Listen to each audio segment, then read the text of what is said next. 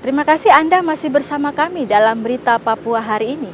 Untuk Anda yang baru saja bergabung, kami akan menyajikan kembali 3 berita utama.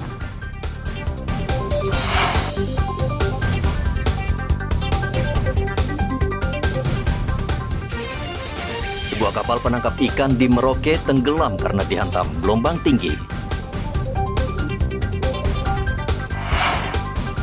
Kelompok kriminal bersenjata ancam tembak mati pilot Susi Air jika pemerintah tidak akui kemerdekaan Papua.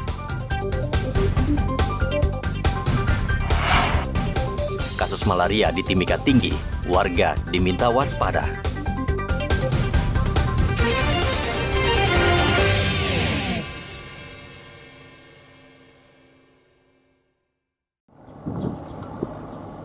Satpol Air Polres Merauke terus menghimbau para nelayan untuk tidak menggunakan bahan peledak atau bom ikan saat mencari ikan di laut.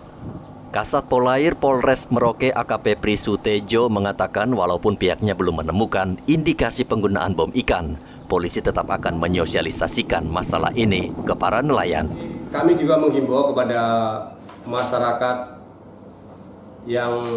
nelayan yang ada di perairan Papua Selatan, khususnya Kabupaten Merauke.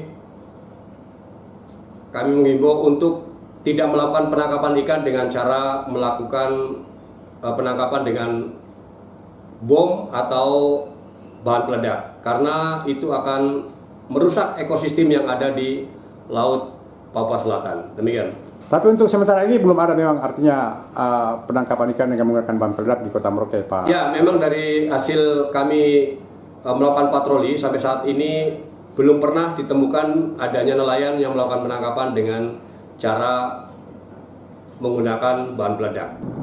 Selain himbauan, Satpol Air Polres Merauke juga akan meningkatkan patroli laut untuk mencegah penggunaan bom ikan.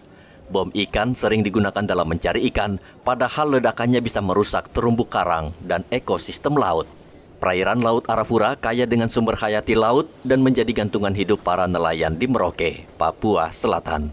Muhammad Ridwan melaporkan dari Merauke, Papua Selatan. Dinas Kesehatan Kabupaten Mimika mencatat di tahun 2023, kasus malaria mencapai 31.300 kasus sejak Januari hingga Mei 2023. Kasus malaria tersebut tersebar di 7 puskesmas. Dari 7 wilayah tersebut, menurut Kepala Dinas Kesehatan Kabupaten Mimika, Reynold Rizal Ubra, area Pasar Sentral, Wania, dan Bintuka merupakan 3 wilayah yang sangat tinggi sebaran kasus malaria di Kabupaten Mimika karena ketiga wilayah tersebut padat dengan aktivitas manusia. Selain itu, menurut Reynold, lingkungan yang kotor seperti drainase yang tidak berfungsi baik adalah penyebab tempat berkembang biak jentik nyamuk. Jentik nyamuk diatur oleh Kementerian Kesehatan itu dalam satu wilayah tidak boleh lebih dari 5%. Di Mimika rata-rata 75%. Artinya tempat perlindungan nyamuk di semua wilayah itu ada.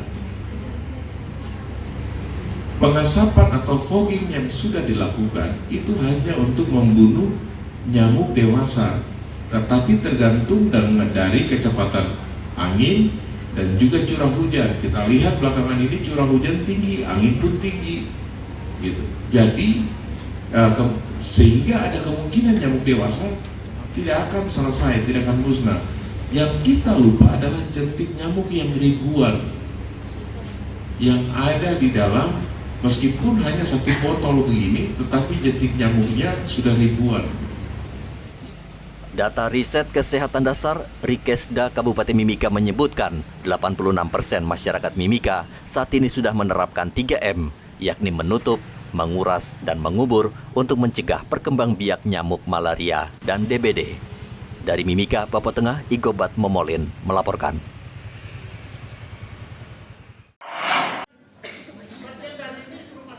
Sebanyak 390 ASN di lingkungan Pemkab Merauke akhirnya menerima surat pengangkatan sebagai ASN dari Bupati Merauke, Romanus Mbaraka. Mereka bersyukur karena status mereka akhirnya menjadi pegawai tetap. Honorer yang diangkat menjadi ASN adalah mereka yang sudah bekerja lebih dari 5 tahun. Romanus Baraka meminta ASN yang baru diangkat tersebut tidak bermalas-malasan bekerja dan menunjukkan kedisiplinan agar pelayanan terhadap masyarakat menjadi lebih baik. Kalau pegawai negeri tahun depan itu sudah tidak ada honor lagi. Tahun depan itu tidak ada honor. Dan itu semua EPP. Dan itu tergantung dari masuk tidaknya seorang PNS kantor. Karena nanti di semua kantor di Kabupaten Merauke itu absennya sudah pakai fingerprint. Jadi absennya sudah pakai sidik jari. Lalu ada penilaian pimpinan.